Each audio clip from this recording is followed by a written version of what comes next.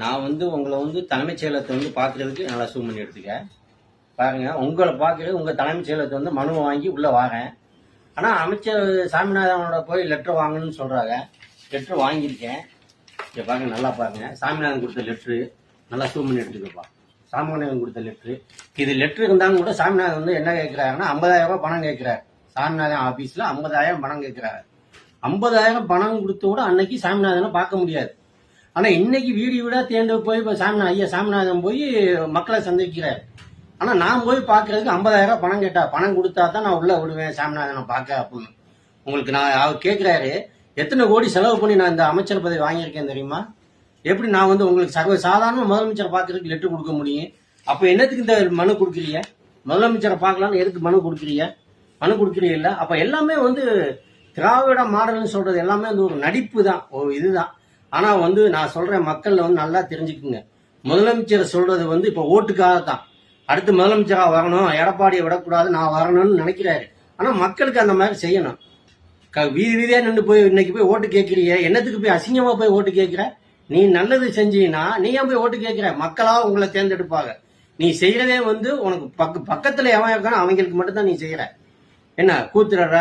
ஆனா இத்தனை கோடின்னு மாவட்ட வாரியா ஒதுக்குற, அது பாதி அன்னார் விளையத்துக்கு போயிருது, பாதி இவங்களுக்கு வருது. அப்ப இவங்க கால்வாசி செய்யறாங்க, முக்கால்வாசி அவங்க அமைக்கி வச்சுக்கிறாங்க. மாவட்ட வாரியா எத்தனை கோடி ஒதுக்கி இருக்கீங்க, என்னென்ன செஞ்சிருக்க, நான் வெளியிடவா?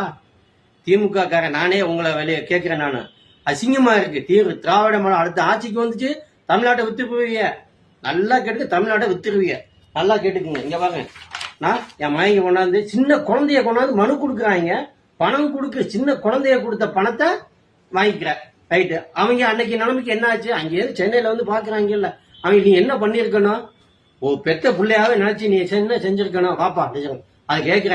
உங்க அப்பா அம்மா எனக்கா ஓட்டு போட்டாங்கன்னு நல்லா சூன் பண்ணி எடுப்பா. அவர்கிட்ட கொடுத்த பணம் இது, என் குழந்தைய எடுத்து கொடுத்த பணம் இது. நல்லா கேட்டுக்குங்க மக்கள். குழந்தைய போய் கூட அவர்கிட்ட கேட்டாரு, ஸ்டாலின் கேட்டாரு, எனக்கா நீ ஓட்டு போட்ட அப்படின்னு. அப்பனா மக்கள் இருந்து போய் பாக்குறீங்க. சும்மா போகல மக்கள் எல்லாருமே. ஸ்டாலின் வந்தோன்னு கூட்டம் வருதுன்னு பணம் கொடுத்து கூட்டிட்டு போறாங்க. புறம்போக்கு நாய திமுக காரனே இப்படி பேசுறான்னு உலகத்துக்கே தெரியணும். இவங்க திமுக காரன் காசு கொடுத்தாலும் மட்டும்தான் ஓட்டுக்கு வர முடியும். நல்லா தெரிஞ்சுக்குங்க. அப்புறம் அண்ணன் விஜய் வராரு, அண்ணன் அண்ணாமலை வராரு. இவங்களுக்கு நல்லா சொல்றேன், நல்லா கேட்டுக்குங்க.